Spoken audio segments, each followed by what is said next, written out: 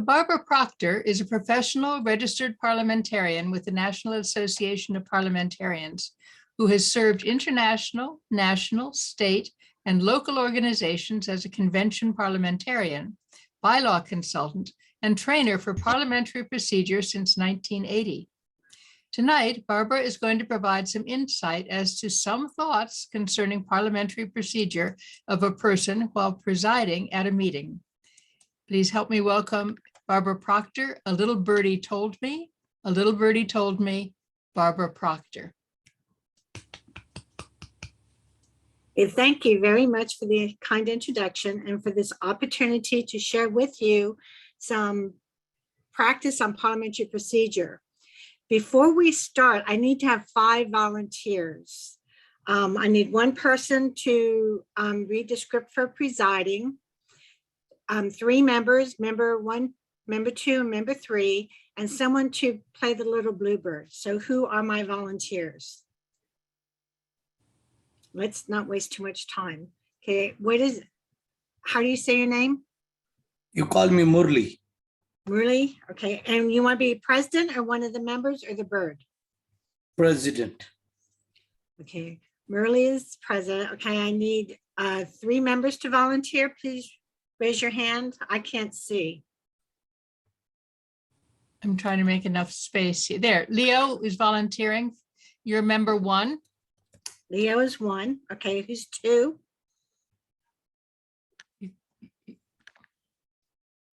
Oh, wait, hold on. I've got 2 people raising their hands. I just can't see who it is. Fashika is number 2. Ashika. Okay, and member number 3 is, how to find it here. Sing out. If you have your hand raised, sing out. For some reason, I'm not seeing it. It says somebody else has a hand raised.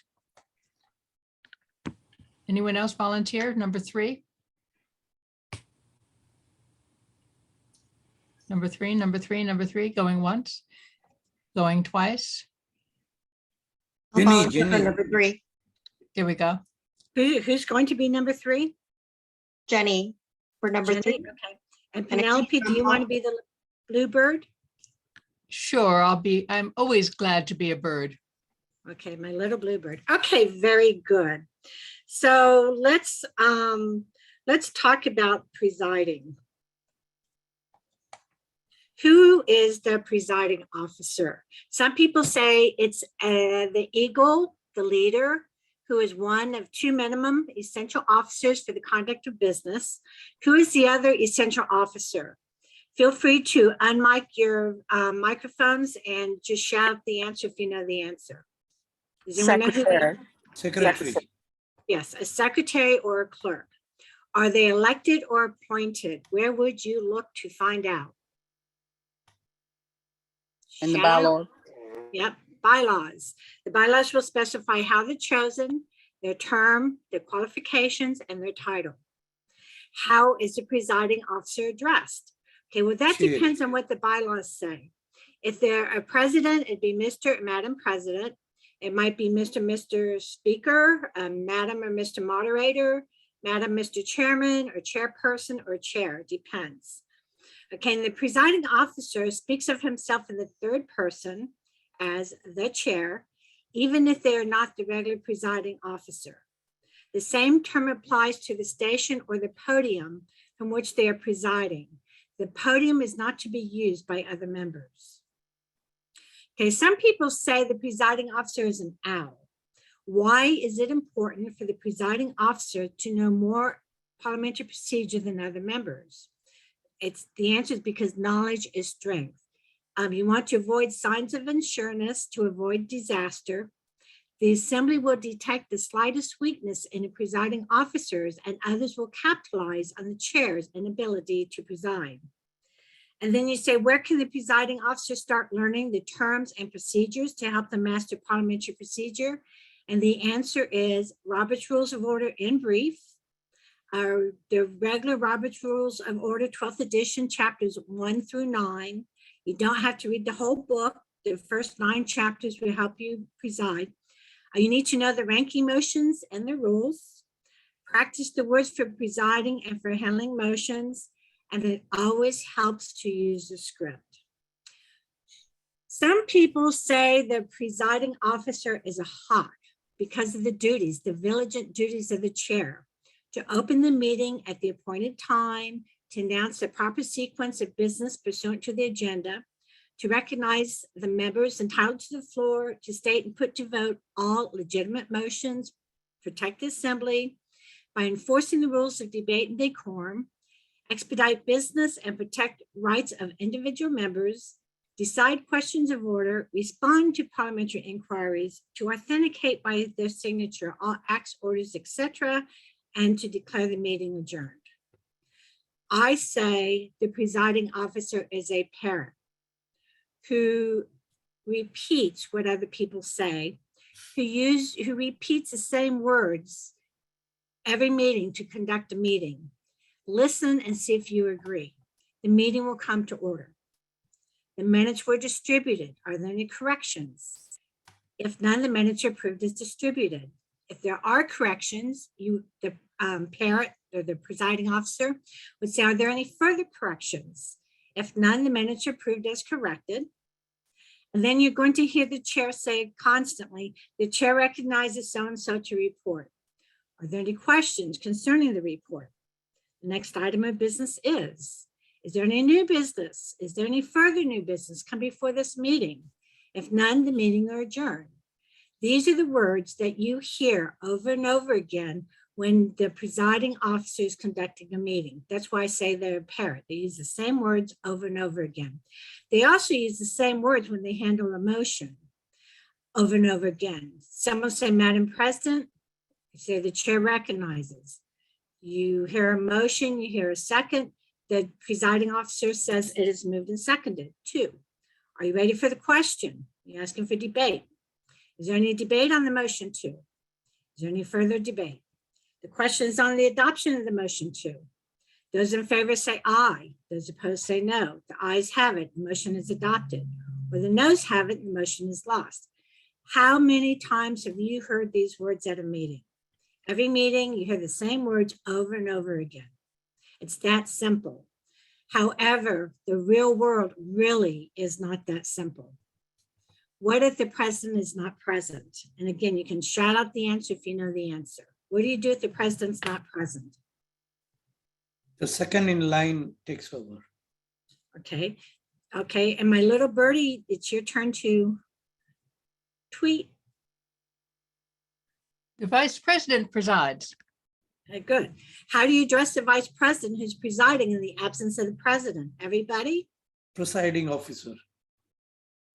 Okay, how do you address them? Even though they're not the president and it's the vice president presiding, you would address them as the president, Mr. or Madam President. Mr. or Madam President. Yes. How would you address the vice president who is speaking because the president turned the meeting over to speak and debate? Mr. Vice President who's presiding. Excellent. Thank you. Perfect. Go ahead, little birdie. You get to say it. Oh, Mr. or Madam Vice President. Okay. What if the president and the vice president is not present or are not present? The next in order, secretary or someone. Yes. Yes. The secretary calls the meeting to order and you elect a chairman pro tem. Okay. And how do you address the person presiding if it's not the president or the vice president? Everybody? Anybody? Okay, little birdie will tell us. Madam Chair. Madam Secretary. It's, yeah, Madam Chairman, Mr. Chairman, Madam Chairman, yes. Okay, so the little bird is the thoughts in the head of the person that's presiding. And that's how this is set up. So if you see M1, 2, or 3, that's for the members, P is for the president, and the little birdie is for the bird. So go ahead, Penelope. It is time to call the meeting to order. What if there is no quorum present? Okay, my president is looking at his agenda thinking. Go ahead, little birdie. It's important to start on time. Where is everybody? It's Wednesday. Wasn't the meeting properly noticed? How many members do we need for a quorum? What do the bylaws say? What does RONR say? What has to get done at this meeting? Oh, elect delegates to the convention. What is the chance of more members arriving? Maybe to take a recess to see if more members will be present. Mr. President, The meeting will come to order. The quorum is not present. Without objection, the meeting is recessed for 5 minutes. okay, and 5 minutes later, The meeting will come to order. There is still no quorum.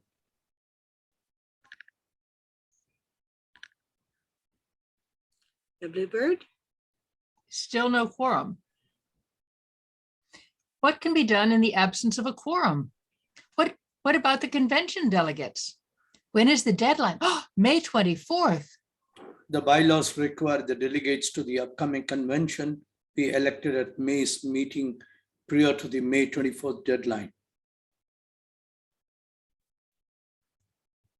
was my member one. Madam President, The chair recognizes M1. what is the action that can be taken? Fix the time to which to adjourn. Schedule a continuation of this meeting before the deadline. Take action and elect delegates and hope the decision is ratified. Or adjourn without electing delegates. Take no action. No one is going to the convention anyway. Shall I assume a motion or wait for a member to make a motion? Okay, let's say 5 minutes later, what if a quorum is present? Yes, we have a quorum. The meeting will come to order. The first item of business is the approval of the minutes. The minutes were distributed. Are there any correction to the minutes? There being none, the minutes are approved as distributed. Okay, What about approval of the minutes? The minutes were distributed. Minutes of more than one meeting need to be approved. Oh, do the oldest first. The first item of the business is the approval of minutes. Minutes of the February meeting and March meeting were distributed. The minutes of the earliest meeting will be considered first. February minutes have no corrections. Are there any corrections to the minutes of the February 1st meeting? There being none, the February 1st meetings or minutes are approved as distributed. okay, March minutes need to be corrected. Are there any corrections to the minutes of the March 1st meeting? Mr. President, the date in the first sent needs to be corrected by striking out February and inserting March 1st. Are there any further corrections? There being none, the March minutes are approved as corrected. But the April minutes have not even been prepared yet? The April minutes are not available to be approved. Without objection, we will dispense with the approval of the April minutes at this time. The next item of the business is What about handling motions? Oh, I got this. There's a member seeking recognition. The chair, you got to recognize the member. Somewhere there's a motion, member is going to make a motion, and then another member is going to second it, and then you're going to state it, and then you're going to ask for debate, and then you're going to put the motion to a vote. You're going to restate the motion. You're going to take the affirmative vote and then the negative vote. You're going to announce the results of the vote and the action, if any, to be taken, and then you'll announce the next item of business. What about recognizing a person to speak? the chair recognizes How do I address this member? go ahead. Oh, by the title, let's see, Vice President, the Bylaw Committee Chairman, or by name. If I'm going to be formal, Mrs. Jones, Ms. Jones, Mr. Jones. By name, informal, Larry, Curly, Mo, or at a convention, the delegate from so-and-so, or the member at mic 1. I don't know their name, just the member. That's our guess. They do not have the right to speak. I can use unanimous consent. Without objection, the chair recognizes our guest to speak. What if more than one person rises? Who am I supposed to recognize first? No motion is on the floor. So who's the first person who sought recognition? The chair recognizes, If during debate, the maker of the motion has preference in recognition if they have not already spoken. the chair recognizes the maker of the motion.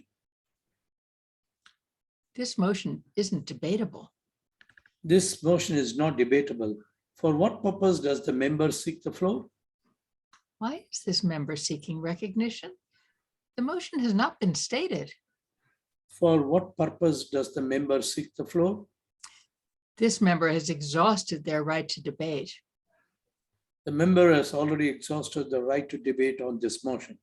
For what purpose does the member seek the floor? Member makes a motion or not? Are these motions? We should, what about if I think we should.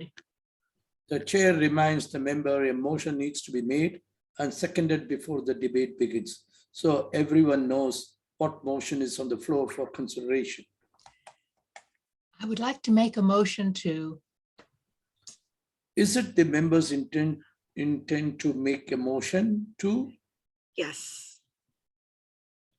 if the wording isn't clear, if it's a long motion, Would the member submit the motion in writing in the chat box? if it's a long motion or a written resolution, Would the secretary read the motion? I make a motion to blah, blah, blah, blah, blah, blah, blah. It's moved and seconded to. I make a movie. Okay, and I move to. Yeah, the correct words is I move to. If you use the correct words, I move to, it helps alleviate all these doubts that's in the chair's mind. Because sometimes people will use these other phrases and you're not sure if they're talking debate or are they making a motion. A lot of times people will speak in debate when they should be making a motion. You're just not sure what to do. If you say I move to, it makes it very easy for the chair to realize that that's a motion that needs to be handled. And I was at a board meeting one time when someone actually said, I make a movie. And it created some levity for the board meeting. Everybody kind of gelled and came together more as a team. And for the rest of that board meeting, everybody was making movies instead of motions. Okay, so member 3. I move to. What about the second? Hopefully at least one member will second this motion quickly. Second. Phew. I hear the almighty second. It is moved and seconded to. What if I do not hear a second? Is there a second to the motion? I still don't hear a second. There is no second to the motion. The motion is not before this meeting. Then the next item of the business is the chair recognizes member speaks in debate instead of second. I thought they were going to second the motion, not speak in debate. No one raised a point of order. Point of order. There's no second.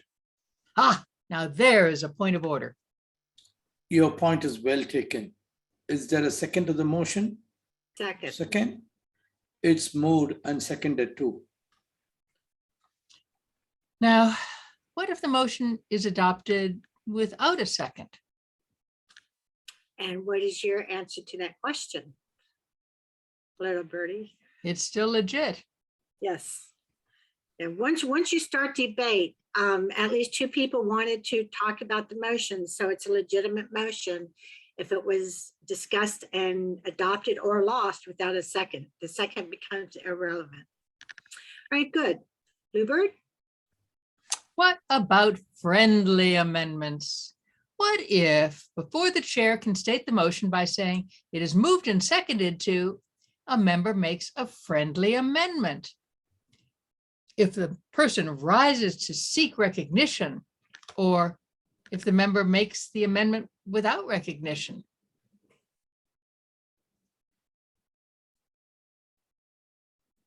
Was Leo. Yep. I moved to buy a blue couch. Second, Mr. President, For what purpose does N3 seek recognition?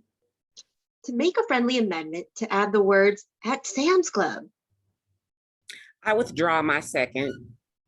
Aha, the person offering the friendly amendment becomes the seconder of a motion. I think the members will accept this amendment without taking a vote on it.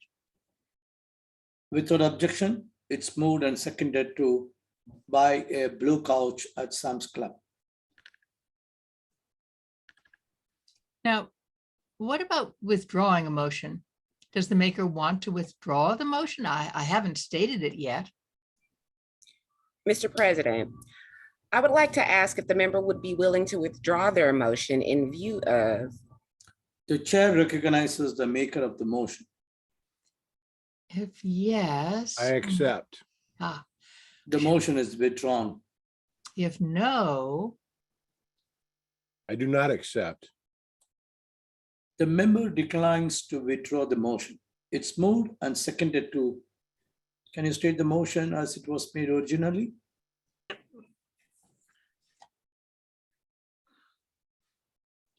what if a member wants the maker to amend the motion? This is before it's been stated. The motion has been seconded, but not stated by the chair. What does the member want to do? Mr. President, I would like to ask if the member would be willing to amend their motion by. The chair recognizes the maker of the motion. If yes, no other second is needed for the modified motion because the suggester is the seconder. I accept.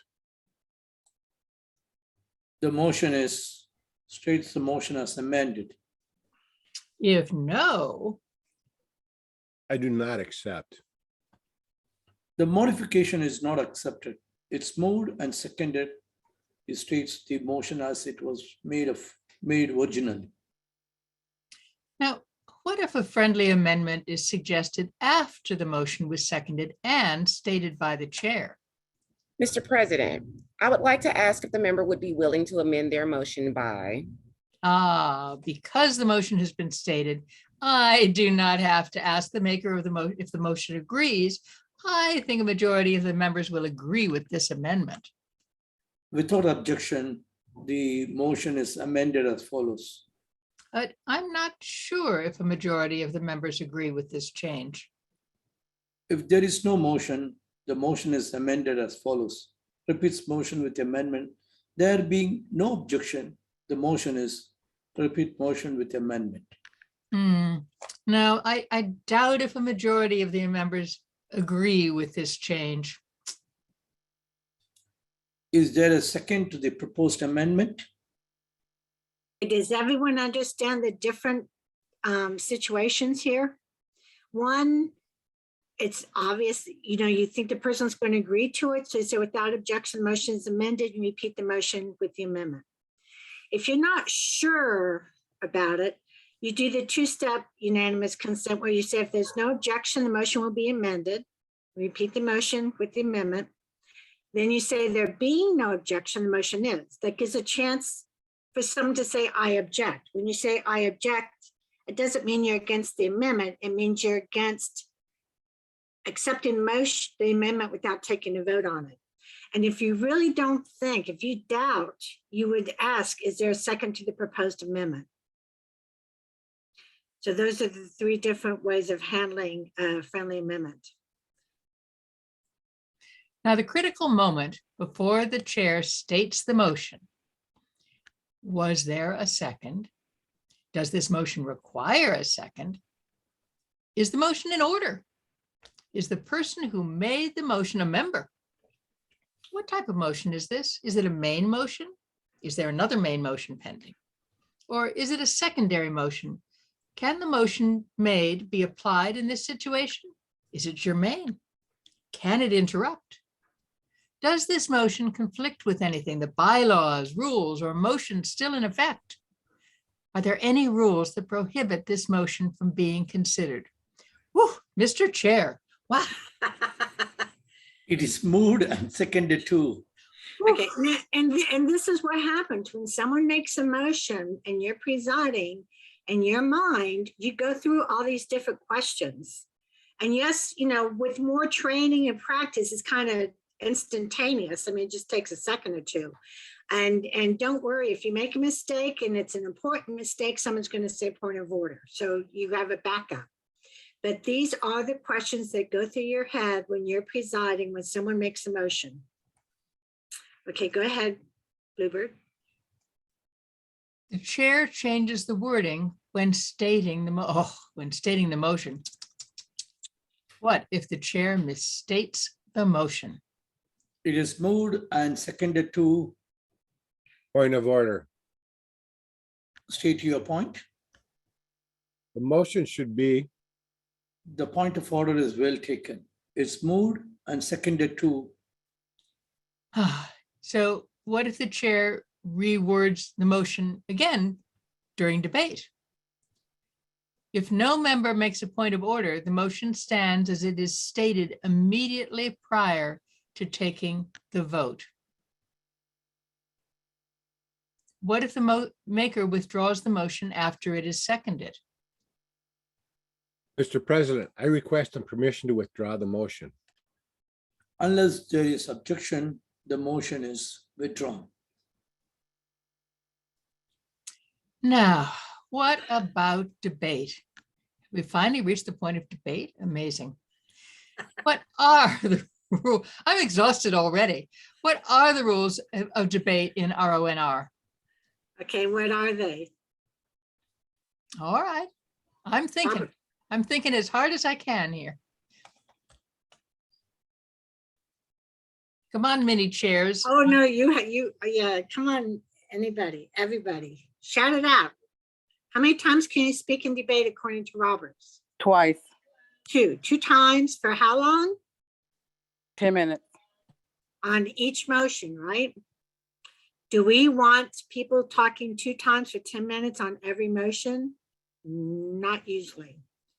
So you're going to think. Did we adopt any rules to change this? Have any motions been adopted to limit or extend debate? It's moved and seconded to. Are you ready for the question? Or is there any debate? Is there any further debate? Is this the maker of the motion? Has this member already spoken? How many times has this member spoken? The chair recognizes. I need to alternate debate. The last speaker was against the motion. Is there a member that wishes to speak in favor of the motion? And now that last speaker was in favor of the motion. Is there a member that wishes to speak against the motion? They keep saying the same thing. Does anyone have anything to say that has not already been said? I need to appoint a timekeeper. Without objection, the chair appoints M3 as timekeeper. Oh, I recognize the wrong person. Point of order.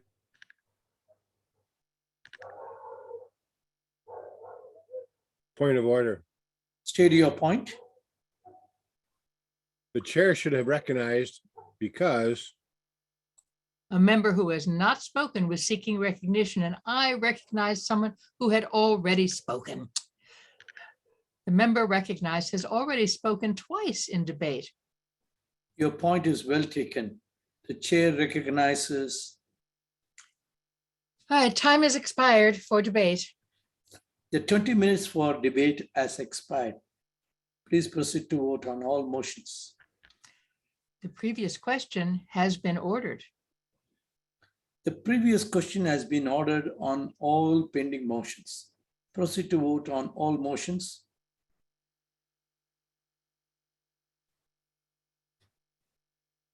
What if a member needs more time to finish their thought or sentence? Without objection, the time is extended 10 seconds. If the assembly is okay, nothing needs to be said. What if a member wants to speak a third time in debate? Mr. President, The member has exhausted the right to debate. For what purpose does the member seek recognition? to request permission to speak a third time. If there is no objection, M2 will be allowed to speak a third time. There being no objection, the chair recognizes M2. Okay, very good. It's very easy to allow a person to speak a third time. However, if you choose to do so, you have to realize that everybody else at that meeting is going to be expecting you to allow them to speak a third time. So I would not recommend you do that unless it's very important.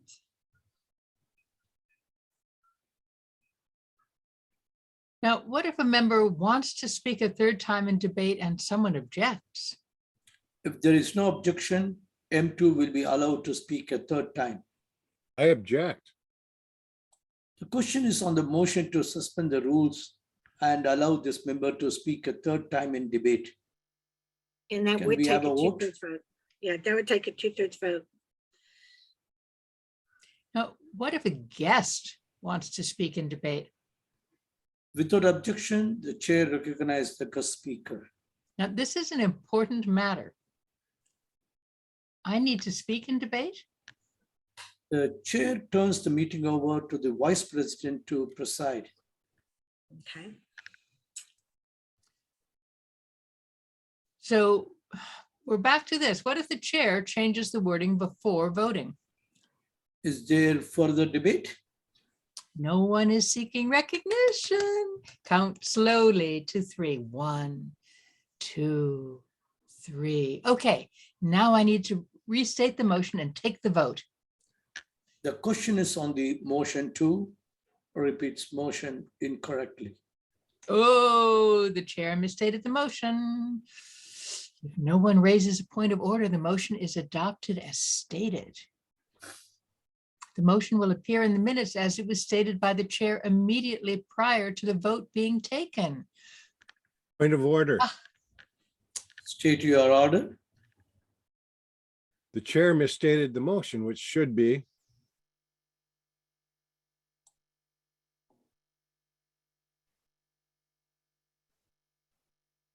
The chair misstated the motion, which should be.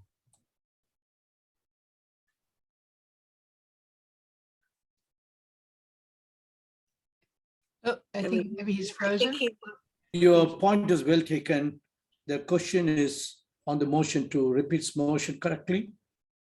Okay, and this is very important because this happens a lot, especially in commissioner meetings or city council meetings. Someone will make a motion, and as you go through debate, the person presiding will be changing the words of the motion to match what was said in debate. And if no one objects, that means they agreed to it by unanimous consent. It's like, friendly amendment. But if the chair states a motion and you don't like what was said, like instead of buying a blue couch, the chair says the question is on the adoption to buy a blue chair. Those in favor say aye. Those opposed say no, and the ayes have it. You just bought a blue chair instead of a blue couch, because that's the way the motion is stated immediately before the vote is the way it goes in the minutes. So if the chair misstates the motion at that time, it's extremely important for someone to say point of order and make sure the chair states the motion correctly before the vote is taken. Okay, so the resources for wording, again, Robert's Rules of Order has this information. I know it's like 600 pages. If you want to look at Robert's Rules of Order in brief, this is a good summary. It's not a substitute for Robert's Rules of Order. It does have in the back a very good appendix where it has the words for conducting a meeting and the words for handling a motion. So it's a very valuable tool. Chapters 1 through 9 in Roberts, unless you want to become a parliamentarian. And I think everybody realizes the importance of a script. It helps tremendously when you're presiding to have a script. And I think we can all agree that the presiding officer is an eagle at some times, and a hawk at other times, and an owl and a parrot, and is very thankful for the bluebird. So does anyone have any questions or comments? Yes, at this time, we'll have some questions for Barbara Proctor. Do we have any raised hands? Barbara, can you stop screen? Thank you. Stop screen sharing. I have a question. Go ahead. Okay, thank you, Mr. Chair. My question is, how do you know if a question's important when you're deciding if you're going to answer the question prior to knowing what the answer or the question is?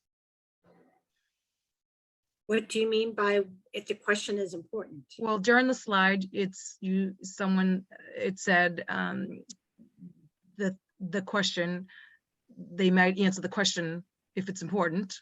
I thought you said, how do you know if it's important? The chair turning over control to the vice president so that the chair could speak, which is not common. Yes, except in a small board or committee, the presiding officer should not participate in debate. If you're presiding and there's debate going on, and you know your organization, you know it's important to different people, whatever, and if someone's not bringing up an important point, my recommendation would be to send a text to a member and have that member bring up whatever point hasn't been spoken that you want to be spoken. If you feel it's important for you to participate in debate as a presiding officer, you have to turn the, have the vice president come up and preside. And during the rest of that motion, you cannot preside. You can call the vice president to preside. You step down, you participate in debate, and you are not allowed to go back and preside until after the motions on the floor at that time have all been resolved, have all been voted on. And then you can go back and start presiding again. It's an emotional thing. Thank you. That's a good answer. Excellent. Do we have any additional hands? Please use your raised hand feature so that I'll be able to call on you.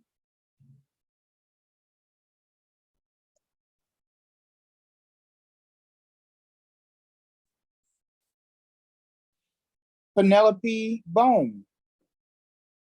So Barbara, during this little demo, the bluebird was inside the chair's head, theoretically. Obnoxious as the chair might have found me, but I think it therefore became just a little unclear perhaps to some of the people here. What is the role during the meeting of having a parliamentarian? And how does the role of the parliamentarian interact with the role of the chair? Because you wouldn't have heard the parliamentarian saying all of these things to the chair. Okay, that question, everything depends. If you have a presiding chair that is very knowledgeable about Roberts, there's not a lot for the parliamentarian to do.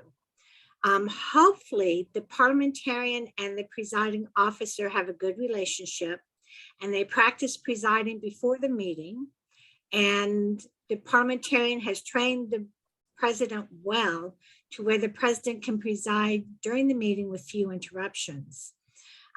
That's in a perfect world. In the real world, if a presiding officer doesn't have time or doesn't think it's important enough to consult and work with the parliamentarian will listen to what's going on in the meeting. And as a parliamentarian, I would not interrupt the proceedings of the meeting unless something was happening that was taking away somebody's rights. A lot of times people use the wrong words at the wrong time, or they might skip something. I would not interrupt, but if something is happening, like if you have 3 or 4 motions on the floor and the members are confused as to which motion is being discussed or which motion is being voted on, I would encourage the president to state the motion like they should after the motion is made, and then they should state the motion again before it's voted on, so everyone knows what is being discussed and what motion is being voted on. If the presiding officer follows the basic procedures, the parliamentarian doesn't have to do very much during the meeting. Most of your work is done before the meeting or after the meeting. If the parliamentarian works well with the secretary and well with the president, the parliamentarian will help the secretary prepare the agenda. After the agenda is prepared, the parliamentarian will help prepare a script for the meeting and practice the script with the president. So when it comes time to preside, the president doesn't really need much assistance from the parliamentarian. Now, people always say or bring up motions unexpectedly. When they bring up a motion unexpectedly and the chair isn't sure about how to handle it or what to say next, then they will consult with the parliamentarian. A good example is if you have a proposed bylaw amendment that requires a 2/3 vote to be adopted, a lot of people will ask what vote is required to amend the proposed amendment. And the answer is a majority vote. A lot of times the presiding officer will know that, but they just need some reassurance. And to give them reassurance during the meeting, you have the parliamentarian there so they can just quickly say, hey, what vote is required? And you just say majority vote, and that's it. Did that answer your question? Um, Kind of. Yeah, let's see what other, I know there are some other raised hands here, so we should see what other questions there are. It was a lot of very quick series of thoughts to be going through the presiding officer's head. And I'm not sure that those of us who are not normally chairs of a meeting would know to think of all of those things in that sequence quite so rapidly. When you're presiding and you have any experience, you know that when someone makes a motion, it should be seconded. We just forget the exceptions. Someone makes a motion, it needs to be seconded, and once it's seconded, you need to state it. You need to ask, are you ready for the question, or is there any debate? And yes, it takes about half an hour, 30 minutes of practice with someone one-on-one to where that becomes natural. At the beginning of the slideshow, there's one slide on the parrot, the words that the presiding officer uses to conduct a meeting. Those are the words that you use all the time.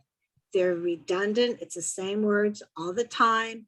At first, it's hard to use them, but once you practice using those words, and I guess practice is the key word.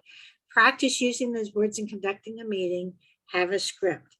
Practice using the words in handling emotion and have a script. And it won't take too long, maybe 1, 2, 3 meetings before it becomes almost natural. Someone says, Madam President, you say the chair recognizes the name of the person, or how formal the meeting is, depends on how you recognize a person. And yes, that lesson did cover a lot of information, but it's basic information, and a lot of it was very repetitive.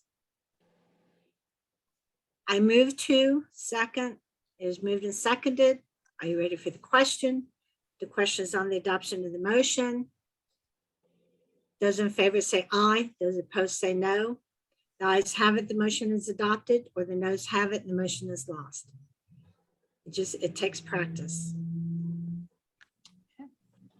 And I guess, the point of this lesson is, I want to say it's simple, it's basic. With some practice, you'll be surprised at how great you can preside. Well, thank you so much. Do you have more, Penelope? I believe that Morale had his hand up a moment ago. Yes, I had, but it has already been cleared by our chair, our parliamentarian, because I wanted to know when the parliamentarian can come in, which you had already stated very clearly. There could be some time when the chair is unable to resolve the issue or take it forward, and when parliamentarian can come in and clarify the stand. This is what I had, but you had already clarified that. Thank you very much. All right, I see a hand from Yolanda. Yes, I have a question about a phrase that was used, previous question. What is the use of that phrase, previous question? The phrase previous question refers to a motion to order the previous question. It's a motion that is made to stop debate and stop amendments. When a person moves the previous question, it requires a second. It requires a 2/3 vote to stop debate. If 2/3 of the members are in favor of ordering the previous question, you stop debate and you take a vote on the motion. If you do not get a 2/3 vote, then you continue with debate. Does it require recognition from the chair? It should, but we know in the real world, a lot of people just shout out question or I call the question, which personally I don't make a big to do about it, but I do make sure that there's a second. It has to have a second before the chair states the motion on the previous question. And many untrained presiding officers, when they hear I call the question, they'll take a vote on the pending motion on the floor, where the vote should be taken on whether or not to adopt the previous question and stop debate first. So it's a two-step process. Some people skip the 2/3 vote and they go directly to the main motion. They need to take the 2/3 vote first on the previous question to stop debate, stop amendments. If adopted, then they take the vote on the main motion that's on the floor, or whatever motion's on the floor. Thank you. Oh, that's excellent. Do we have any other questions? At this time, I don't see any hands. Okay, I see one now. Linda Peterson. Hi, good evening. This was excellent. I'm in the process of studying for my legacy test exam 3, and this was just wonderful practice for me. But I was listening. One of the points that was brought out today was about if a member speaking who a guest who wasn't who spoke. And I was in a meeting today, and the president, it was a person who was a guest spoke, and it was called out by a member of the executive board that they shouldn't have been allowed to speak or second the motion. And so I asked the president, why did she allow it? And she said that because it didn't create a big conflict, she allowed it to happen. And what she did say to the members, I'm extending some courtesies, but if you want to go strictly, but I know what the rules are. If you want to go by the rules, we can do that. However, if we do that, then a lot of the conversation, won't be from guests won't be allowed. And so I was wondering, is that considered like a custom or past practice, or should she have not allowed the guests to second or speak? Robert's rules give members only, the right to make a motion, the right to second the motion, the right to speak in debate, and the right to vote.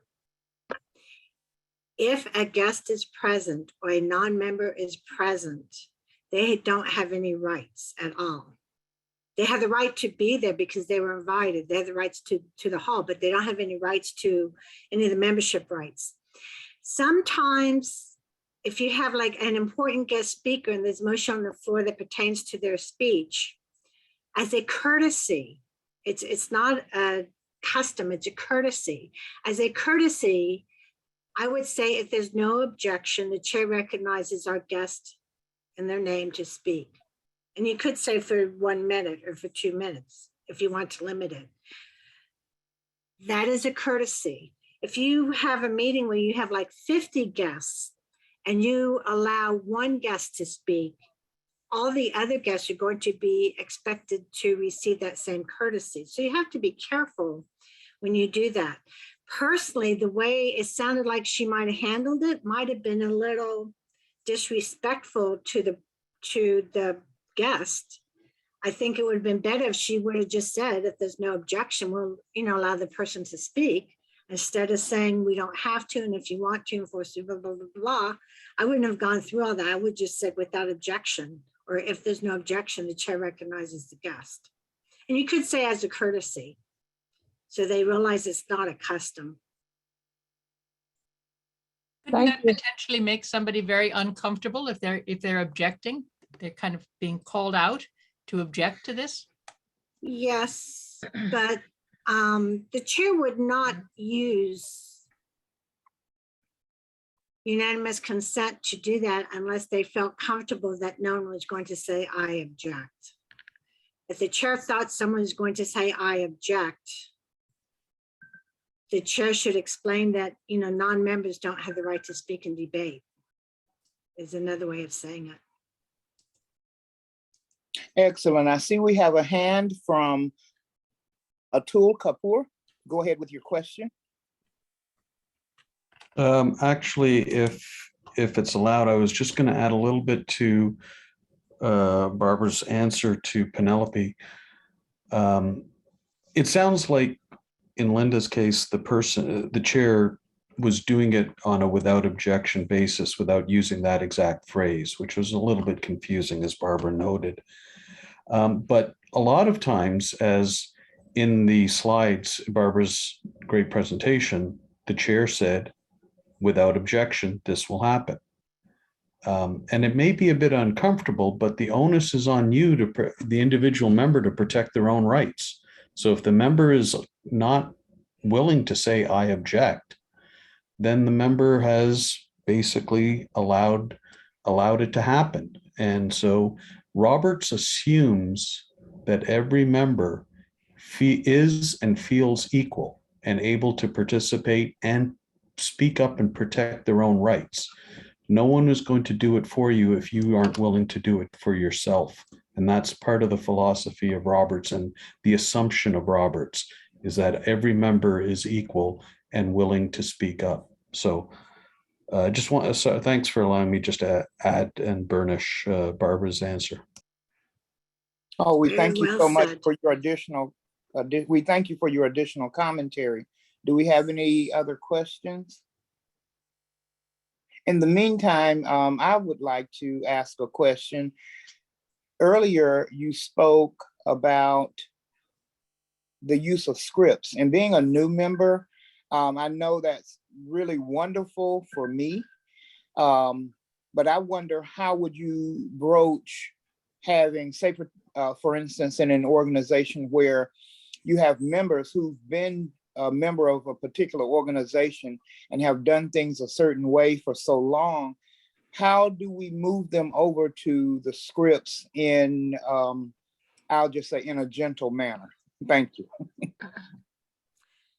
The first thing I would do is I would never tell them that they're doing it wrong. Never.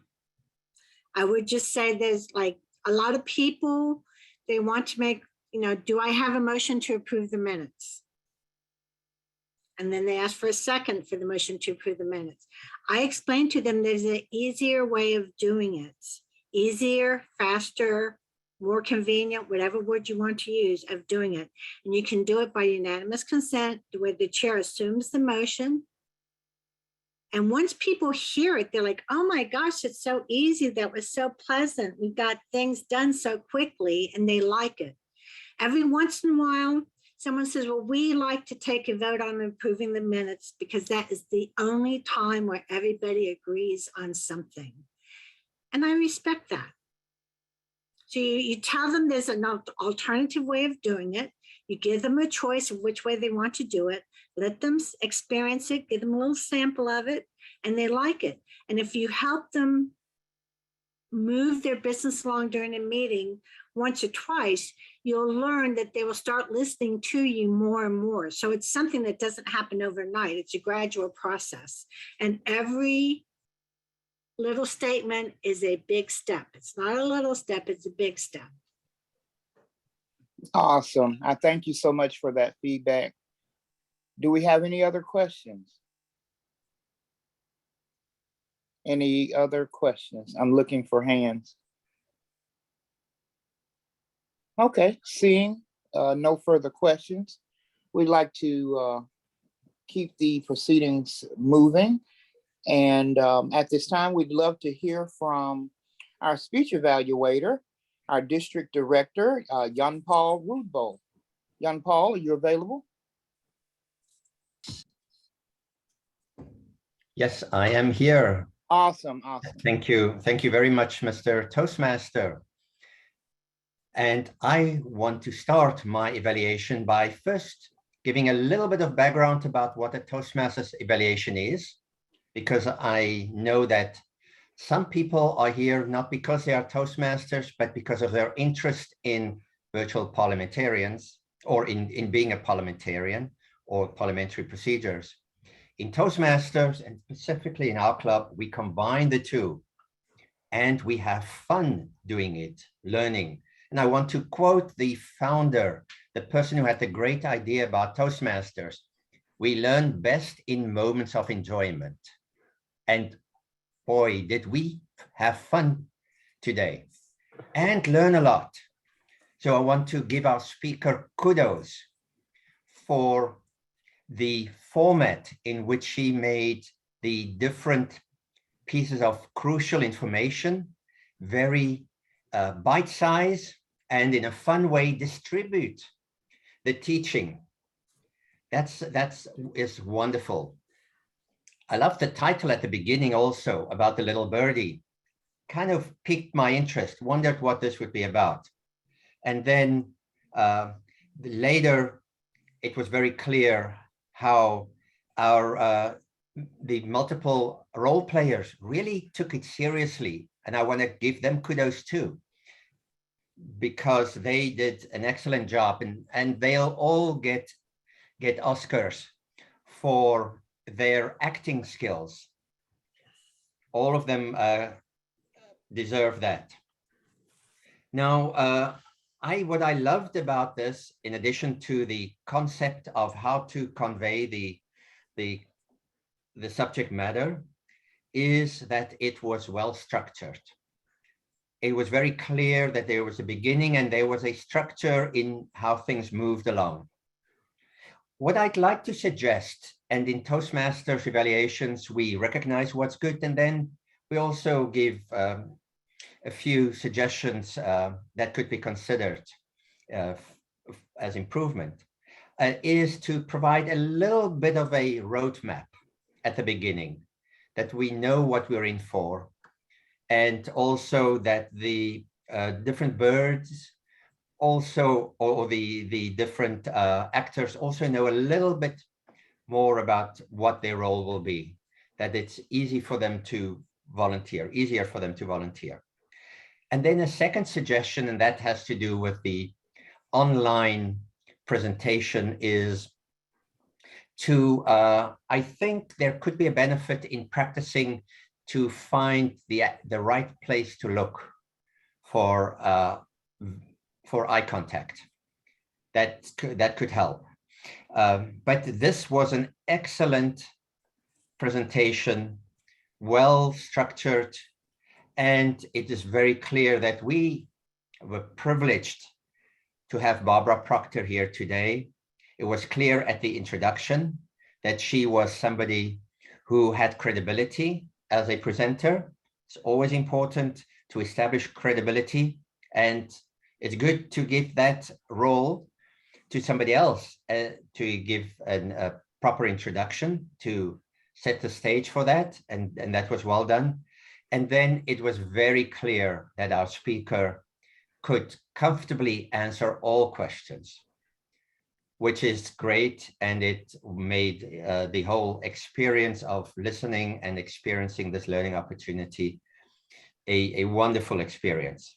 So in summary, great experience of using this as a learning tool, the interaction in interactive different actors, fun meeting, and the only things that I think could have enhanced the speech was maybe a little bit of a roadmap that we knew more what we were in for.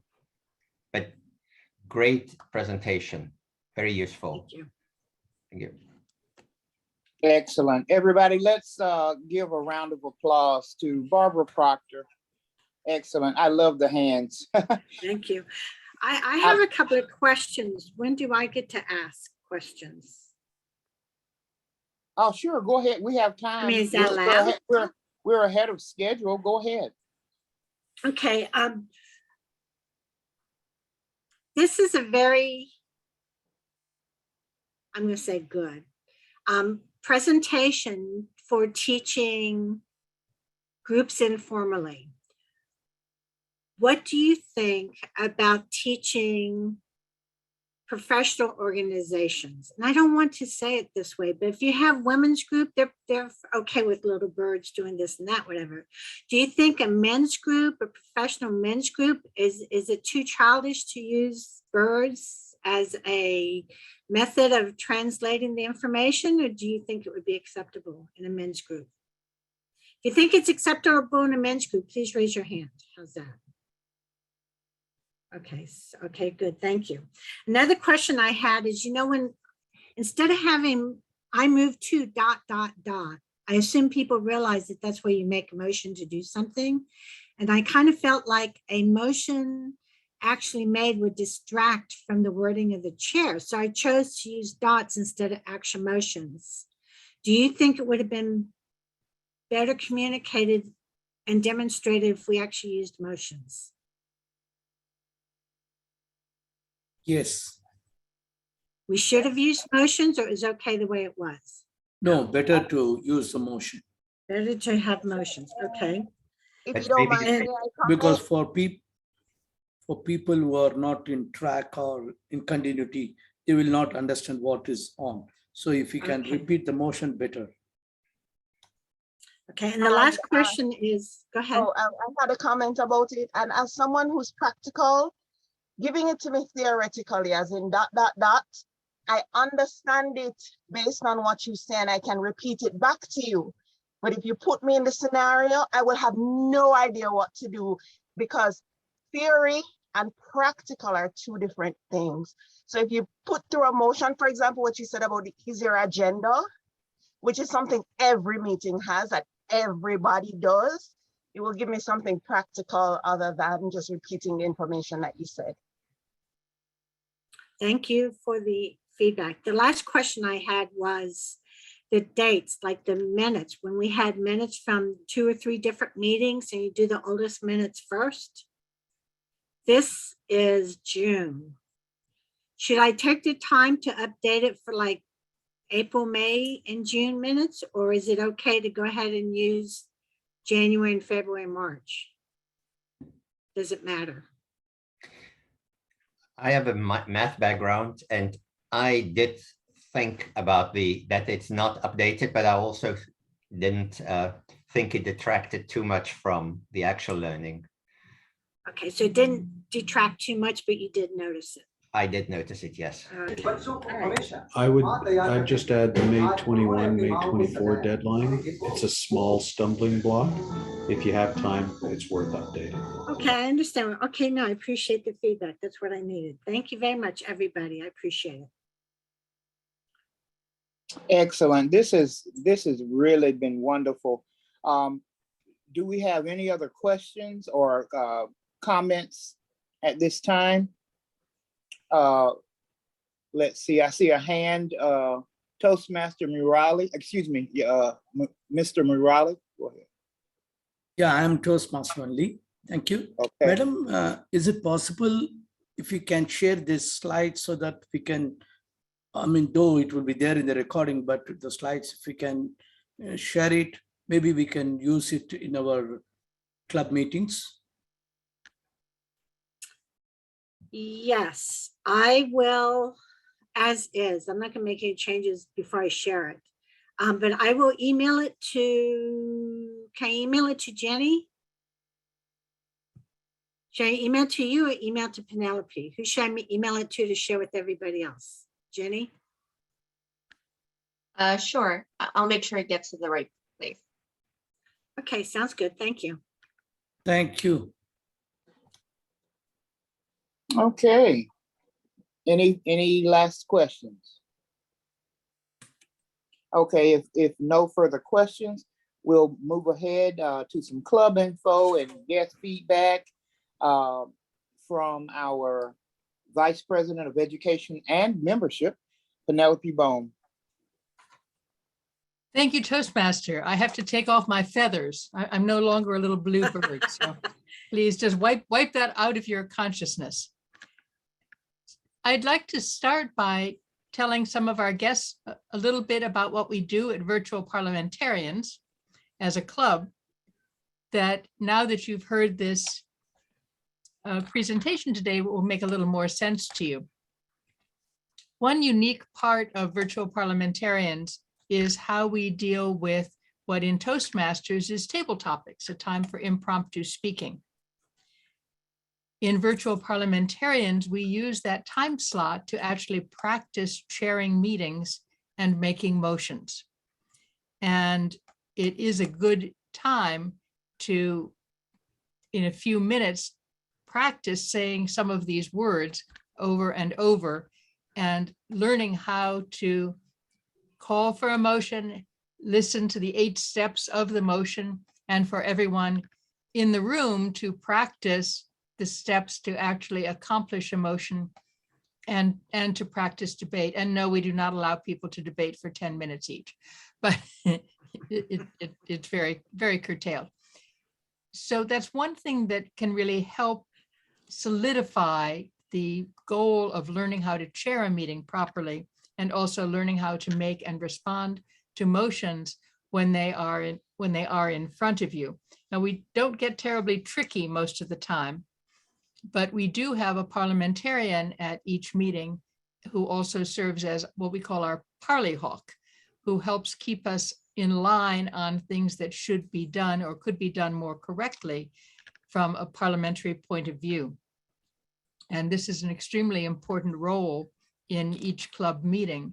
And we are fortunate to have a number of registered parliamentarians and professional registered parliamentarians who help us out very generously by raising the points that need to be raised and helping us learn to do all of this better. Because if you don't practice it, as Barbara said, if you don't have a chance to practice, then you're not going to go anywhere.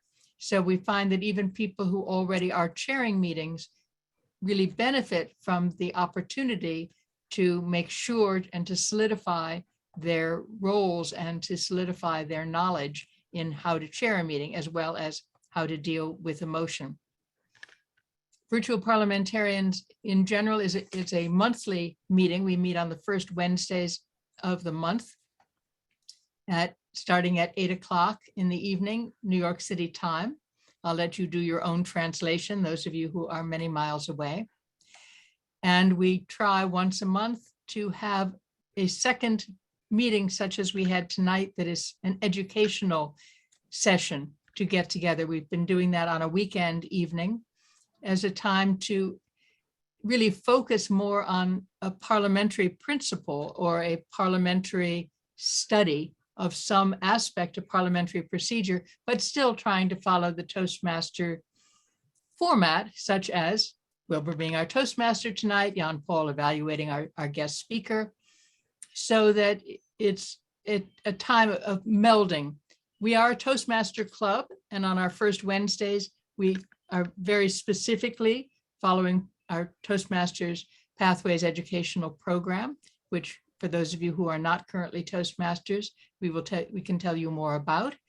But we want to extend our interest in parliamentary procedure by offering these additional weekend sessions. So we will be putting those together and sending out announcements of what our next speakers will be over the next few months as we begin to put that all together. I thought we could take a couple minutes here and go around and have our guests introduce themselves, but I also, because I know Barbara, a lot of you have been very generous just now in giving Barbara some feedback on her speech. Can I encourage, I'm going to call through the room, whether you're a guest or a member, and just briefly introduce yourself, say if you're a member or a parliamentarian or a Toastmaster, and if you have any additional comments for Barbara or any, please feel free to lob them in. And as it said in the slideshow, you don't have to keep telling her it was great. Let's all agree. Let's everybody raise their hands. It was great. It was great. You loved it. You loved it. But so if you have something different to say, please take this moment to say it. And I'm just going to call through the room and then take any questions that people have that are, or feel free to ask at the time if you have questions about the club. Fashika, you are in my left-hand upper corner. Yes, thank you so much. My name is Fashika Willis McClellan, professional registered parliamentarian. I happen to be scrolling on Eventbrite about to put up an event that my parliamentary unit is getting ready to do. And from time to time, I will Google the word parliamentary or parliamentarian, and I came across this event. And a friend of mine, when I saw the name, I said, I think my friend Connie told me about this group too. So I was particularly interested to come in to listen and participate in your educational program this evening. I think Barbara, you told me not to say it. It was an excellent presentation. I would follow up for the member who this was their first time learning about the previous question. If you are the chair, you want to remember that the previous question is not debatable. So you would not ask, is there any discussion? So any motion that itself is about debate is not itself debatable. So that's something important for chairs to understand. And then also Mr. Morale was asking about the parliamentarian's ability to speak. You want to keep in mind as the parliamentarian, you will speak when you are assigned the floor. Otherwise, you're just whispering to the presiding officer, or if it's meeting virtually, however you all have worked it out. But this has been an amazing program, and kudos to this organization. I've enjoyed it. Thank you. That's terrific. I'll be in touch with you to find out what you're doing some weekend night so that we can hear from you as well. Yes. I would love to. Just let me know. I will. Ronka? If I butcher names, my deep apologies.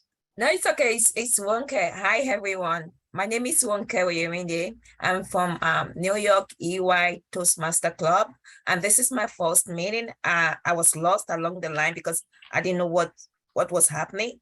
So but along the line, I got some text messages telling me, oh, this is what it's all about. So thank you. Okay, terrific. Kevin. Hello there, thank you very much. I'm the incoming Program Quality Director for District 73 in Australia. So it's 8:30 in the morning for me here. I've already started my morning week. Enjoyed the format and what happened.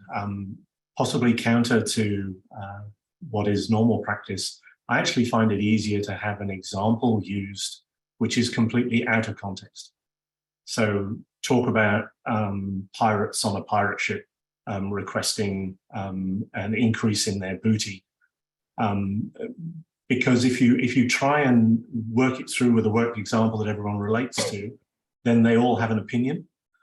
Whereas if you put it out of context, then it makes the actual process more visible, would be my only guidance. But thank you, Barbara. Thoroughly enjoyed it. And thank you, VP, for putting on the session. I often see the posts in Facebook, which is what drags me here once in a while. I think this is the second time I've been here. So thank you very much. Thank you, Kevin. Eddie. Hi. Introduce yourself and any comments for Barbara.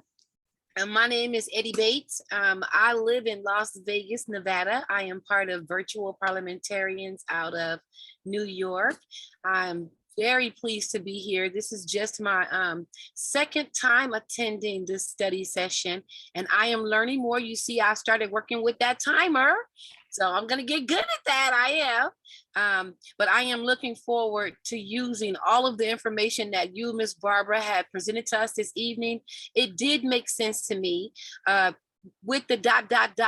But for somebody who is not familiar with meetings, that is confusing for them. But I understood it, the little birdie and all, and I enjoyed it. So thank you so much, and hope to see some new people come out of this. Thank you, Eddie. Eddie is also our incoming club secretary moving forward. So thank you, Eddie. And now a dignitary we didn't get a chance to introduce at the very beginning, Mark Laverne. Well, thank you very much, Penelope. I'm not a parliamentarian, not a member of this club, but this is my second time visiting. And I just want to thank all of you for organizing this event. Barbara Proctor, that was brilliant. As you may know, the founder of Toastmasters, one of his great dictums was that we learn best in moments of enjoyment. And so when we learn in an entertaining and amusing way, as we did tonight, it holds, it sticks. We will remember it. And I particularly want to thank the birdie, Penelope Bohm. You put your dramatic skills. Really, thank you so very much, Penelope. There's nobody that could have been a better birdie than Penelope. So great job there, Penelope. Thank you for keeping it light and fun and great vocal variety, as we would say. My second visit to a gathering of this group. The first time was a regular first Wednesday of the month meeting. This is my first time at one of these educational bonus events. And I tell you, for any Toastmaster who's looking to get training in parliamentary procedure, this club is a gem. And you're very fortunate, very fortunate. Again, thank you, Barbara Proctor, for just an outstanding presentation today. And thank you all for inviting me. Thank you, Mark, a past international director. He's being very modest and not giving all of his titles. The rest of them just go on and on and on and on. We'll leave it at that. Thank you so much. Jan Paul, our evaluator this evening, who is also our incoming club president. Yeah, thank you. And current district director, sorry. At the moment, I'm a normal member who had the privilege of listening to this presentation today.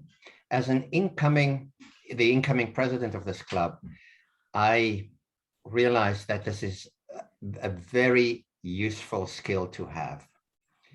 It just makes so much more sense when you understand just starting with the basics and then build on that. And this was, that's what I loved about this, that as somebody who is relatively new to the concept, although I've chaired this year as the district director, I've chaired some important meetings and I had a good parliamentarian. The point that I think is important is that was mentioned is, as a chair, learn or bond with your parliamentarian, that you're a team. That was a confirmation of what I've had this year, and that gave me peace of mind chairing, because I knew we had worked hard together with the secretary and the parliamentarian, and then with me, to make sure that everything was logical, made sense, and that we thought about the different what ifs scenarios as well in preparation. So that's what I would like to emphasize, having gone through this year of chairing multiple meetings. And Barbara's presentation was very useful to take it to that next level and remind me of those skills that I've learned, but also stretch my abilities. So I learned much also. So again, thank you for this presentation. And as Penelope said, the club is so much fun to where we practice these things. It won't be serious business. We'll vote on whether we want to buy a chair or declare tomorrow National Ice Cream Day, something like that. But in that fun, we learn. Back to you, Penelope. Thank you, Jan Paul. Morale, would you like to introduce yourself? Yes, very good evening to all of you. For me, it is 4 o'clock in the morning. I'm here for almost 1.5 hours. I really would like to thank everybody for inviting me. I'm part of the same club where distinguished Toastmaster and past international director Mark is from. In another 4 days, I will have to leave my post as VP Education and move to VPPR from this medley, chapter number 1. I'm just not from Founder District. I'm from District 20, comprising of Bahrain, Iraq, Egypt, and I'm from Kuwait.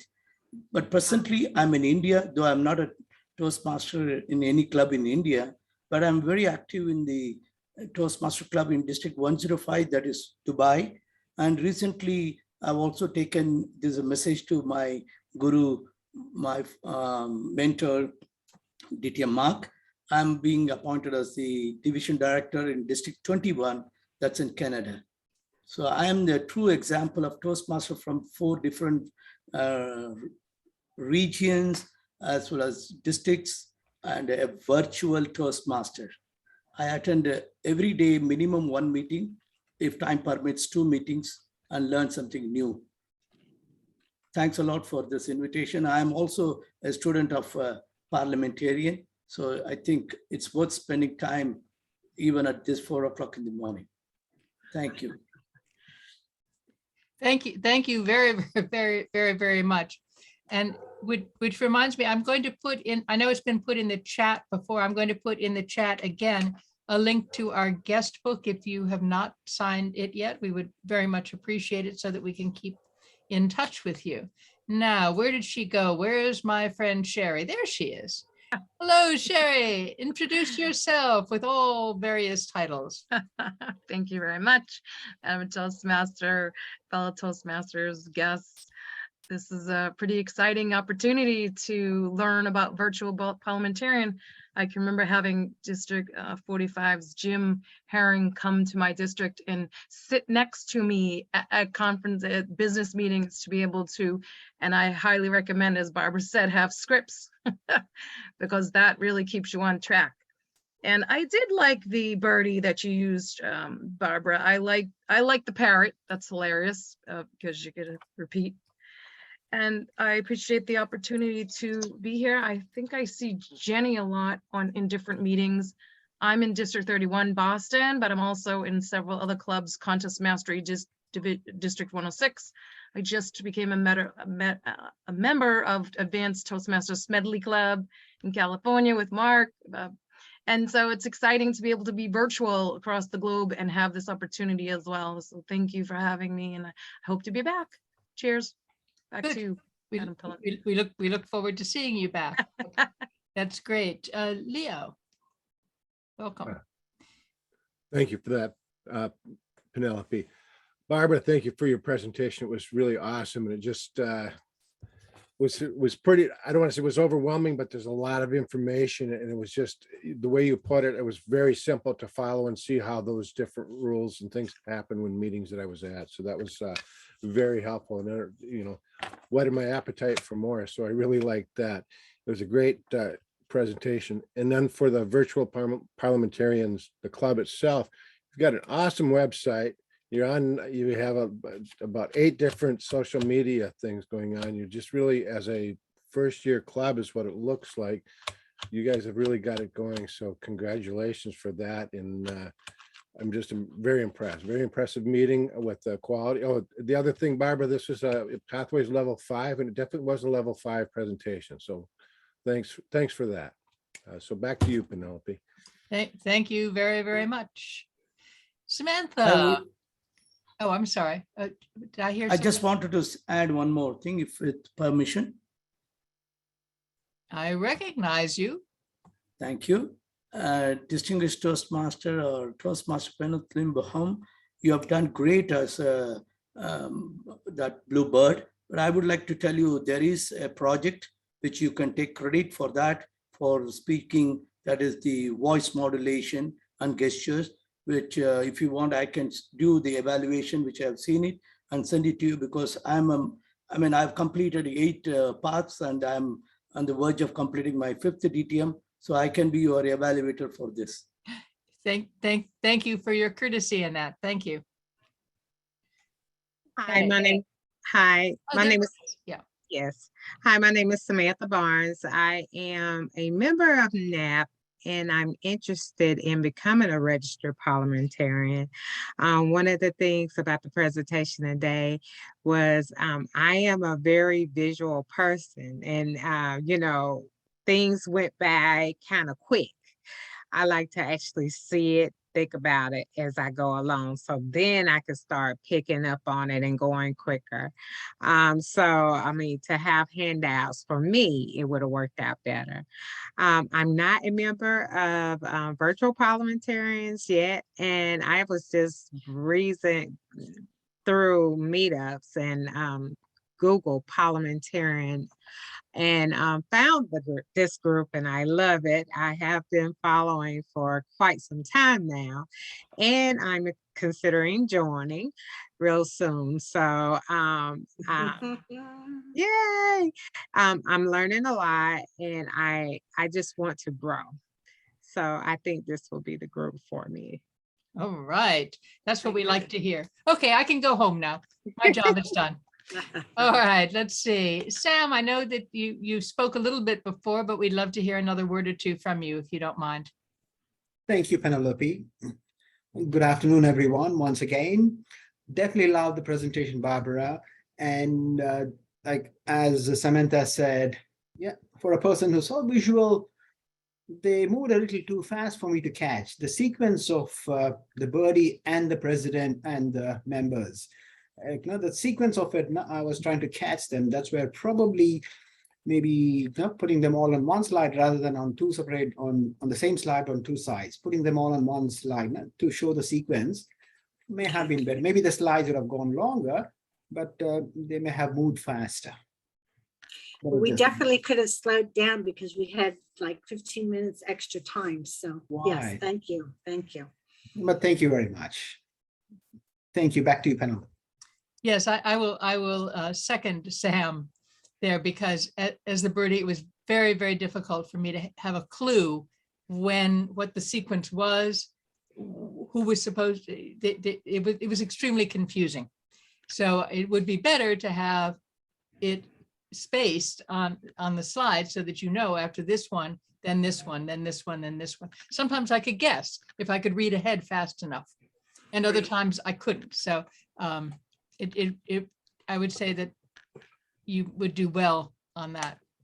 Well, I definitely think we should slow down. We need to slow down so that transition from one to the other isn't so quick. So you do have time to absorb what was going on. So you learn from doing. Yes, thank you for that feedback. That's the whole idea. That's why we're here in every sense of this club. That's why we're here. Let me see. People keep moving around on my screen. It's terribly confusing. So forgive me. Oh, but I see Eddie has her hand up, and then I'll continue back on around the room. Oh yeah, I was just gonna say to Miss Barbara, I was practicing using my color cards today, and you completely messed me up with that short rendition of your show. So next time I want you to just air it out so I can use my cards, okay? Yes. You never know where the requests are going to come from. Elka, I see you here. Are you able to come off mute, even if you're not on camera, and speak to us? Elka Price? Hi. I barely have a voice, but I really appreciate this meeting. One that we had no control over. What I would suggest, especially for the thank you for having me. Okay, come back again. I'm going to mute you for your background. Welcome aboard. The pictures that we have. Okay. So let's see. The other Sherry Thaxton. Are you with us? Yes, ma'am. Sorry for the delay. Okay. Yes, ma'am. I am from I just recently joined Toastmasters 3267 in Virginia Beach. I am very interested in this subject of parliamentarian procedures. I do have to agree that it went a little fast, and maybe that's due to the fact that I really don't have a significant amount of knowledge on the subject. But I seem here lately to be finding myself more and more in situations where a meeting could run much more efficiently if we did apply these rules. And so that's probably going to be all I have with regard to comment. Again, because this is something fairly new for me, but I would like to come back. Great. If you did fill out your information in that guest form that was in the chat, well, it says it takes me away and it's an external link, and I did not want to leave abruptly. I totally then understand that. I didn't realize it did that. Feel free to just put your email. Oh no, I think I have your email from your registration. So I'll mark you and we'll send you out. Thank you. Later. Sorry, I didn't realize that it would take you away. Right. My apologies. Atul, where did you go? There you are. Would you be willing to make any further comments? You're always so helpful, and we're just thrilled to have you with us today. Thank you very much, Penelope. Hi, everyone. My name's Atul Kapoor. I'm a professional registered parliamentarian as well as a certified professional parliamentarian teacher through the American Institute of Parliamentarians. I live in Ottawa, Canada, and I work throughout North America. I've been it's been nice. VP has been generous enough to let me come 2 or 3 times now and learn and participate. It's an enjoyable group. I really enjoy it. And Allison's not here for me to tell her that I did get my copy of Renton's for the Aussies, and I am looking through it with interest to see the commonalities and the differences. Couple of comments. Barbara, you were incredibly lucky that Penelope volunteered to be your birdie. As Morali said, she was excellent in the role. Picked up a bit of improv skills she has somewhere down the line, and that showed. So the only thing I'd reinforce, Barbara, is Jan Paul's comment about a roadmap. And as part of the roadmap, perhaps a slide indicating what you're doing. So my birdie is the voice inside the presider's head. So you're going to hear the birdie saying the things that the presider is thinking, and then the presider is going to say the words out loud that the presider would use. Just something like that as part of the roadmap may clarify things for both the birdie and the presider, as well as the audience. And then as well, there were a couple of parts there where you had it in either blue or red font, which were not to be spoken out loud, but what would happen next. And if you explain that for the presider, that may make it a little easier as well. Okay, thank you. And there was a question earlier on that I'm going to take the liberty of adding on to the answer in terms of when does the parliamentarian jump in? Ideally, the parliamentarian only speaks to the chair discreetly, quietly, and the chair enhances the chair's role as the presiding officer and the audience's, the meeting's confidence in the chair, rather than who do we actually trust. As a parliamentarian, when I work a meeting, I will only jump in if there's a violation of rights. So for example, we heard one example of where one person yells question, a second person says question, and then the chair just goes to voting on the motion in front of you. I will usually step in and make sure that the chair processes that motion properly first. But that's because there's rights of the membership that are being involved. But with that, again, I thank you for your generosity and hospitality. And as I'm allowed in the future and as my schedule allows, I'm happy to participate. And as Jenny keeps trying to encourage me to try to actually contribute if I can somewhere further along the way. Thank you. Thank you. And yes, she will not be alone in trying to persuade you now. She's got, I'm definitely backing her up on that team. We'll get you. We'll figure out your schedule one way or another somewhere along the line here. Another face, even though it's just a big capital L right now, that we're always delighted to see, Linda Peterson. Hi, thank you for extending the invitation. I'll say I'm in the middle of taking my test on Tuesday, and this presentation made the information, the questions just come alive. I do agree at some points when you were doing the different types of scenarios and with the ... it was kind of fast and I was trying to process it.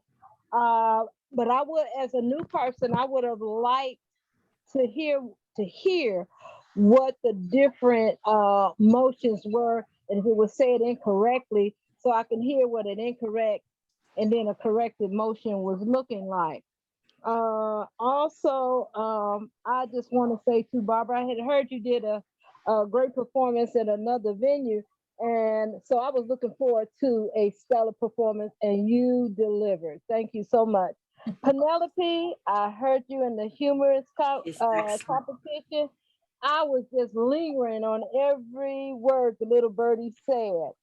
And John Paul, I think you did an excellent job of the evaluation. I would have said everything that you said, but you said it so eloquently. For the whole entire cast, kudos to you all. It was a well organized presentation. And to Jenny, thank you for, and the members of your organization, thank you for allowing me to be a part of it. I love illustrations, and so I'm hoping in the next year or two, I too can be a part of it, but I have a total commitment to passing this exam and to be a professional registered parliamentarian. So, but thank you so much. What a glorious thing to do on a hot Sunday afternoon. Thank you so much. Okay, Linda, well, come back some first Wednesday and let us know how you're doing. Don't lose touch with us. Ama Apoku? Are you still with us? Yes, I am. Would you like to say a word or two, and do you have any questions or any comments that you'd like? Yes, yes. I am with Global Expression Toastmasters Club at the United Nations, and I'm glad I was able to stumble upon this training, because I do listen to parliamentary proceedings back home in Ghana. I'm from Ghana. And I'm totally confused about what you're doing. I think it's a madhouse. I have no understanding what the procedures are about. So this presentation has really given me an overview and a better understanding of what the steps are, what is expected of a parliamentary proceeding, and what the procedures are. So I'm very excited, and I look forward to being part of this Toastmasters Club at some point in time. Yes, I am really considering it. Yeah. Thank you very much. I don't have any questions. Well, thank you, Amma. We look forward to having you as a member of the club. Our next meeting is going to be on July 6th, so we will be in touch with you prior to that.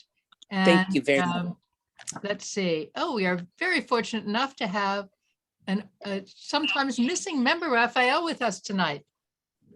Would you like to come off mute? Are you able to? I know you're traveling, you said, so. Hello, everyone. Thank you, Penelope. Right now I'm in Brazil, but I wanted to attend this meeting and keep track of everyone here and to continue learning about parliamentary procedure and how to run meetings. So at this point in time, I really have nothing more to say. Okay, well, thank you so much. I know you made quite an effort to be here today, so we very much appreciate it. Joni, who unfortunately I didn't realize wanted to be the little bird, but we didn't catch it in time. So maybe next time, Joni. No, I believe the better of the two as it related to vocal variety won out, and also your knowledge and expertise probably added to your presentation as well. So the better of the two little birdies won out. I did have a question as it relates to any relation to Bob for Barbara, last name Proctor. And also the color coding of what should be in your head part. For me, I would have found it easier to differentiate the little birdie from the president using different colors. So because it's a lot of information on one slide, if you're blue and I'm red, I wouldn't focus so much on your color as I would on mine, because a lot of persons, when they're reading across the screen, well, let me not speak for everybody. For me personally, I statement, it's Toastmasters, I would be better focused if I knew look for my color, as opposed to running through everything to find what was just me. So that's my suggestion, to make that easier. And for the parts in the head that's not supposed to be spoken out loud, I would suggest making that like explaining it more, because some of why I got lost, it's not that I don't know parliamentary procedures and see it in action, it's that I don't know as much as everyone here, and that makes it a lot harder to follow without that additional information. As it relates to who I am, thank you for inviting me, Jenny. She had a presentation, Alice in Wonderland, and it was the only time I followed parliamentary procedure, because generally there are, I think there are steps that if you don't know, you will get lost. So I thought it was a fun and creative way to share it with persons who had no clue. So I wanted to come and see what you're all about. And I realized you find an interesting way to relay the information, and I like it. I'll be back. All right, good. We look forward to seeing you back. That's fantastic. And I promise if there's ever another little bird in a script, I'll remember you. So, and I think there's somebody I know who dialed in on the phone, and I apologize. I think somebody mentioned who you were, but I didn't catch the name, and your name hasn't been changed. Would you like to introduce? Yes. Yeah. Hi, thank you, Penelope.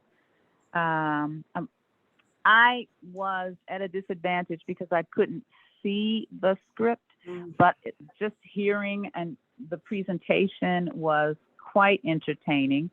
So Barbara, kudos to you for putting together something that allowed the other parliamentarians to act, to participate, to be part of the presentation, because as was mentioned earlier, the doing is what will help us to remember what we have to say as parliamentarians, and it will help us with those steps, and will help us to get it in our head, to have it be familiar to us. I'm sorry, my name is Elizabeth Stevenson, and I was invited because I am the current District 103 outgoing District 103 parliamentarian, and Sam Sukumar, who is our incoming PDQ, invited me. He told me about this, and of course, my term is almost over, but I just find parliamentary procedure so interesting. So finding a Toastmaster club that is just focused on perfecting parliamentary procedure is awesome. So I will be definitely coming to more meetings, and I will make sure that you have my contact information because I wasn't able to sign tonight's guest book. But I think that this whole idea of this concept of this club is fabulous, and I want to be a part of it. And I plan to continue to come to meetings and participate and do all that I can. So thank you for inviting me, and thank you for tonight's presentation. All right. Thank you, Elizabeth. We look forward to your continued involvement with us. And now I think we've been around the room. If I missed anybody, shriek loudly or tweet, or no, don't tweet, please. Whatever you do, don't tweet. And so I will turn this back now to our Toastmaster to conclude with his remarks. And turn it back to our chair so that we can keep right on schedule and end on time. Toastmaster Wilbur Jordan, over to you. Hello, hello, hello. I'm so happy to be back with everyone. Penelope, the moderation of the guest commentary was amazing, as was your performance. I would definitely like to say to everyone here, being a new Toastmaster and getting involved is really something special to me. Being a part of this club is awesome. I too am an NAP member, and but just being in this room with so many NAP members on every level, AIP members, and then Toastmasters, distinguished Toastmasters, district directors, past district directors, all of you all have the experience and the knowledge, and I just feel great being in the room with all of you. I'm learning so much, and I will say that it is intimidating. I apologize that I can't go live with you all, but that's just a part of my learning process. The technology piece, I've been working with this camera, and I spoke with Jenny earlier today, and so I started trying to practice, but I could never get my camera to do the correct perspective. So I didn't, and then with the case that I have, I didn't know, do I turn this thing landscape or do I leave it, So anyway, you see a picture of me today, but in the future, I will come live with you all once I've gotten the hang of everything. I'm from Georgia, and so we do have some very active Toastmaster clubs. As a matter of fact, at my university in Albany, Georgia, there was a club, but I never got involved. It's Albany State University, but there's a club there, and then there's some local clubs in the city of Albany, Georgia, and Dougherty County. And so, Toastmasters was always something I was interested in, and but the combination of the parliamentarian piece and because this past December I just passed my membership test for NAP, and so getting involved in this club is helping me to learn more. And through this experience, I have been encouraged to go for the registered parliamentarian. So I'm really excited about this whole process. And I know I'm rambling here, and so no evaluation on that, please. But I'm happy to learn from all of you, and just make myself open, and just allow and know that the comments and everything are to help make me a better speaker and a better parliamentarian. And at this time, I would like to call on our chair, Jenny, so that she may make her final comments, and then I'll be happy to come back and adjourn the meeting. Thank you so much, Wilbur, as well as Penelope, Jean-Paul, and all the guests who made this meeting happen, including our guest speaker, Barbara Proctor, who's almost an honorary member for her visits and support. One of the things that inspired this club was one of our members, Dana Lamont. He's a world champ of public speaking and a lawyer. He was inspired to learn parliamentary procedure in 9th grade. And he said he was amazed when he went to Toastmasters clubs and saw the value of it for effective meetings. And that's the first inkling that I had, where the Toastmasters Club Constitution does say in Article 1 purpose, every club is to increase its members' knowledge of parliamentary procedure for effective meetings and group discussions. The thing is, we need a wealth of wisdom from experts like Bashika, as well as Atul and others, including members of this club, so that we can learn the value of parliamentary procedure, which somehow has lost or gotten diluted in all the messaging. And the other key lesson I've learned from chairing these meetings as the presiding officers, the power is not in the chair. It is in the group. It is in the assembly. And when you let your members make these decisions together and co-create these solutions and hear their minority voice, you have much more inclusive decision-making that ensures retention, because your members will say, hey, I was a part of this decision that I'm going to support. And thank you for letting me have this say, right? And that is why we notice so many clubs are forming for parliamentary procedure, is to ensure that their rights, freedom of speech is being heard. And the third lesson I learned from parliamentary procedure is that parliamentarians, they are the guardians of democracy. That is so often lost. It is in their code of conduct of professional responsibility.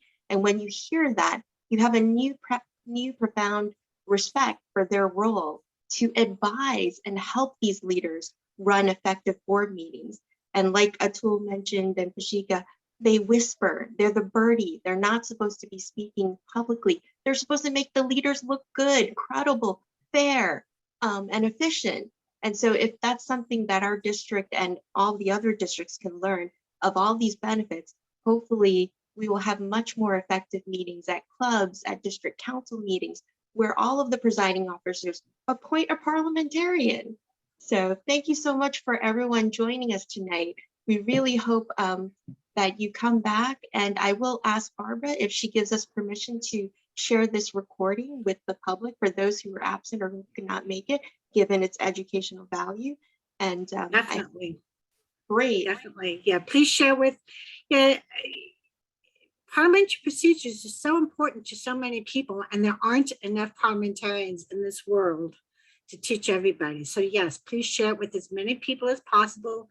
If someone only learns one or two things from it, that's great. And if you watch a recording, you can slow it down, you can print out the slides, and it'll make it easier for you to go back to it. Yes, definitely. All right. Having heard from everyone and exhausting our meeting agenda, which being done, hearing none, I call this meeting adjourned. And if anyone wants to stick around for a virtual parliamentary hour, happy hour, feel free to do so. I'm sure Penelope and I will be around, but thank you so much for your Sunday evening.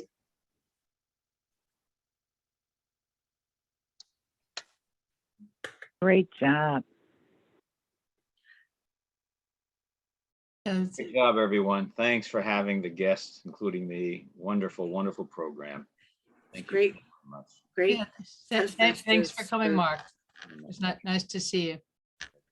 I'm gonna go home now. I'm gonna go leave now. Thanks a lot, everyone. Bye-bye. Yeah. Good for the soul.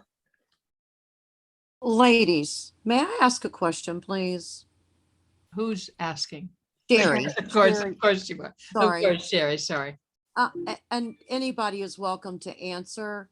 I am looking, do you go to a college?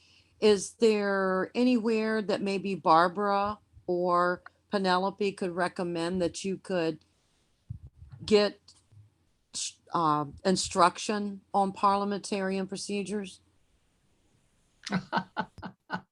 Is there a school? Is there a college course? Is there a more formal way of doing this?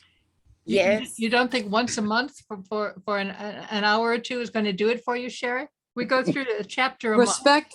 Respectfully, no. Let's ask there is a course. How did you There is a learn? course at the University of Wisconsin. I actually host study groups, private study groups, and public study groups. I am the education committee chairman for the Texas State Association of Parliamentarians. I'm also their second vice president. So it's my responsibility to teach everybody in Texas parliamentary procedure if I can. And I'll invite you all on the second Wednesday of every month. We have a similar format. It's called a study session, whereby a presenter will come and present on a topic, and then the rest of the parliamentarians and the public get to participate. I have provided my email address to the leaders of this, but I offer a parliamentary procedure study group, a beginner level study group, which prepares you for the NAP membership exam. I think you've heard a number of people talk about. And then once every other year, I'll do an RP study group to help a big group of people become RPs. And then I'm also a PQC mentor, and so I can help you become a PRP also. So just email me and I can get you to where you want to be. I think that I've released the chat so that you should be able to put something addressed to everyone in the chat. And Sherry, I'll just add, the American Institute of Parliamentarians has correspondence courses that you can get connected to, as well as twice a year, there's what's called a practicum, where we do some didactics on certain topic, but we also spend most of the afternoons helping you practice in a safe environment on presiding over a meeting. And I'll as well put my email address so I'm happy to connect you to those resources that are available. I appreciate it very much. Oh, and by the way, I wanted to add, Sherry, there is an actual training conference in Albuquerque, New Mexico this summer. I don't have the date. Someone else online may know it, but if you go to the NAP website, it'll give you more information about that training conference. September 9th through the 11th. Yes, I'll be there. Is anyone else going from here? I have a client, so I won't be there, but I wanted to. Yeah. So Yeah, on I'm the supposed to be Texas, giving a talk there. Though I haven't given me all the details, but they accepted a presentation.